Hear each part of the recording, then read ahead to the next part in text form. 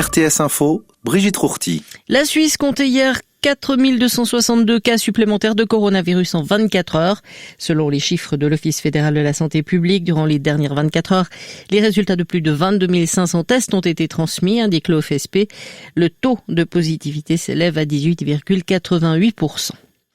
Le Conseil fédéral reprend la main dans la lutte contre le Covid-19. Il envisage dès samedi des mesures pour toute la Suisse, telles que fermeture des magasins et restaurants à 19h, réunions privées limitées à 5 personnes et activités culturelles interdites. Le gouvernement a fait le bilan hier de la situation dans les cantons lors d'une séance extraordinaire. La situation épidémiologique en Suisse se détériorant rapidement, il entend uniformiser, renforcer les mesures au niveau national en plusieurs étapes.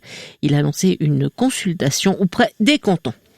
Si le PS, le PDC et les Verts saluent le fait que la Confédération reprenne la main dans la lutte contre la pandémie, l'UDC, elle, refuse toute mesure supplémentaire et le PLR ne voit aucune stratégie gouvernementale.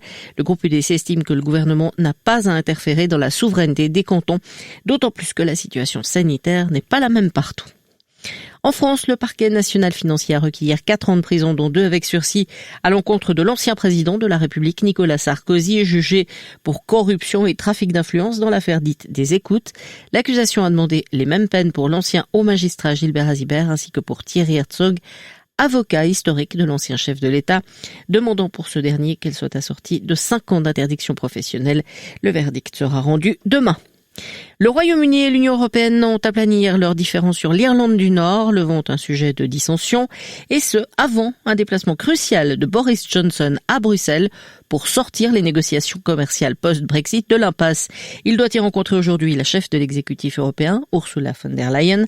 À seulement 3 semaines de la rupture définitive, les obstacles à un compromis permettant d'éviter un no deal restent les mêmes, mais les 2 parties ont au moins réussi à s'entendre sur l'application du traité qui encadrait la sortie du Royaume-Uni de l'Union européenne le 31 janvier dernier.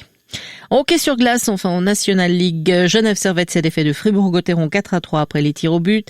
Lausanne conserve la tête du classement après son net succès 3-0 face à Berne.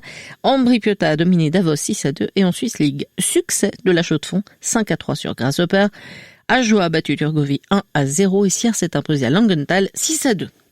Temps nuageux aujourd'hui avec par moments quelques faibles précipitations, plus fréquentes le long des Préalpes avec une limite des chutes de neige vers 500 mètres. Le temps deviendra sec en cours d'après-midi, il fera de 1 à 4 degrés au meilleur de la journée. Demain, stratus fréquent sur le plateau avec un sommet vers 1000 mètres.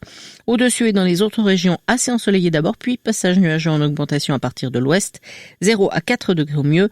Vendredi, passage d'une perturbation active, mais la limite plus neige remontera de 600 à 1200, voire 1400 mètres.